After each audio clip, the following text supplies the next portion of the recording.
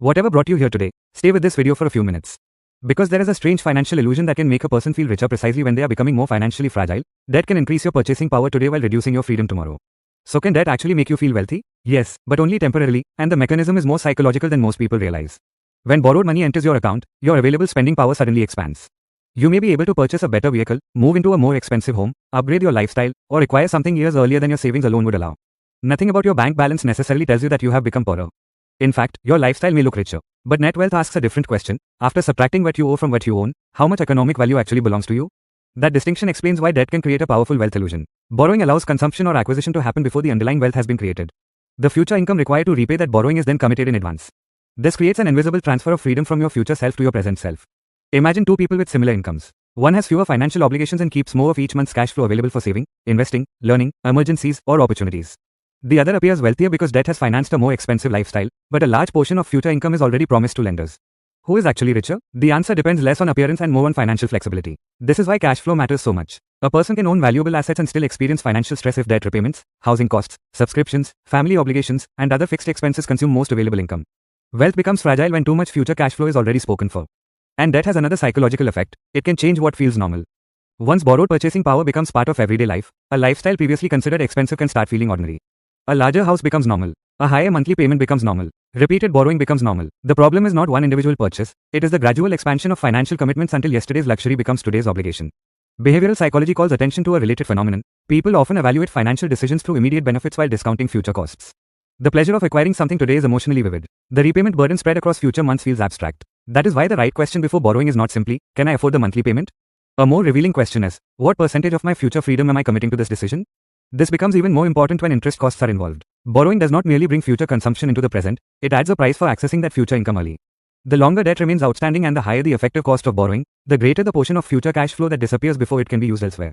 That creates opportunity cost. Money committed to debt repayment cannot simultaneously be used for an emergency reserve, education, productive investment, business development, or simply greater financial flexibility. But not every form of borrowing has the same economic meaning. Borrowing for an asset that can potentially generate income or productive value is fundamentally different from borrowing primarily to increase consumption. Even then, the outcome depends on the asset, financing cost, cash flow, risk, and the borrower's ability to withstand unexpected changes. This distinction becomes crucial in an economy transformed by artificial intelligence and automation.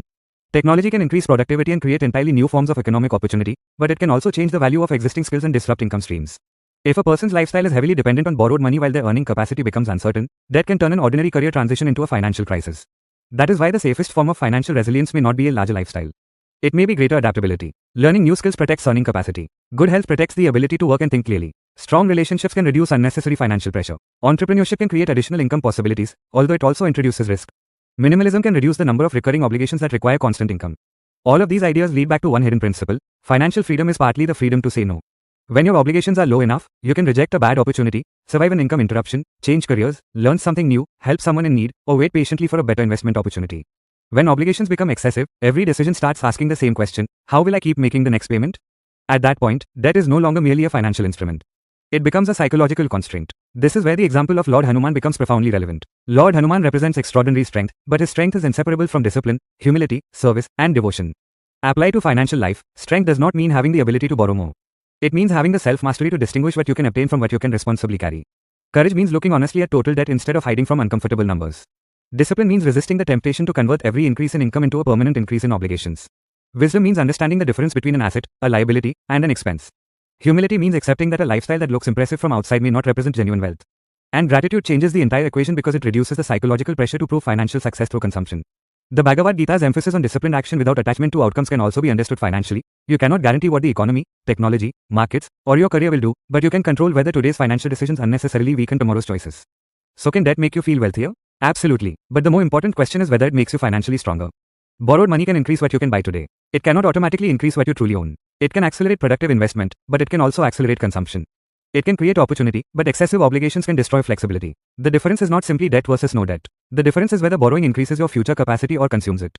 Perhaps that is the financial truth worth remembering. Genuine wealth is not the ability to display a larger life today. It is the ability to retain choices tomorrow. And when discipline governs money, gratitude governs desire, learning protects earning capacity, and devotion provides inner strength, debt no longer needs to define your identity. Let Lord Hanuman remind you that strength is not measured by how much weight you can temporarily carry. It is measured by whether you possess the wisdom to carry only what serves your purpose. That is how you move from borrowed wealth to genuine wealth, and from the feeling of financial abundance to the reality of financial freedom. Jai Hanuman.